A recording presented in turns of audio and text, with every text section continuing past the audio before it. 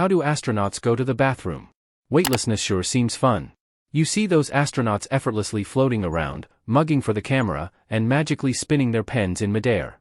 But what you don't get to see is what happens when nature calls. The final frontier. You can be sure that as much as astronauts enjoy swimming through the air like waterless fish, there's one place on Earth where all astronauts thank their lucky stars for gravity: the bathroom. During shuttle flights, astronauts sat on a commode with a hole in it, not unlike a normal toilet, except for the restraints that fit over the feet and thighs to prevent bodies from floating away. Suction replaced gravity, so the seat was cushioned, allowing the astronaut's posterior to form an airtight seal around the hole. If everything was situated properly, the solid waste went down the main hole. A separate tube with a funnel on the end took care of the liquids. With so much going on, relaxing with a newspaper was not really an option. But it was worse in the early days of the Apollo missions.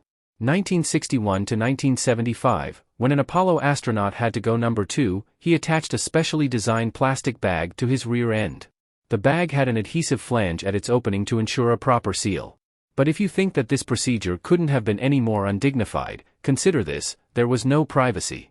The astronauts would usually carry on with their duties while they were, doing their duty.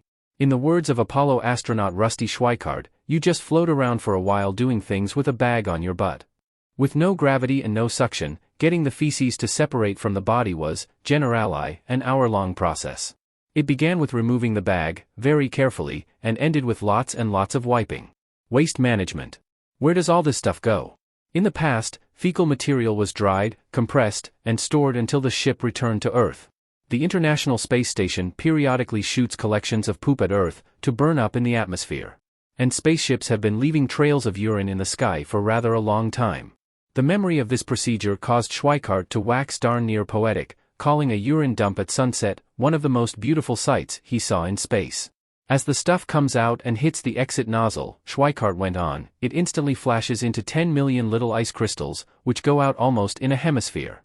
The stuff goes in every direction, all radially out from the spacecraft at relatively high velocity. It's surprising, and it's an incredible stream of, just a spray of sparklers almost.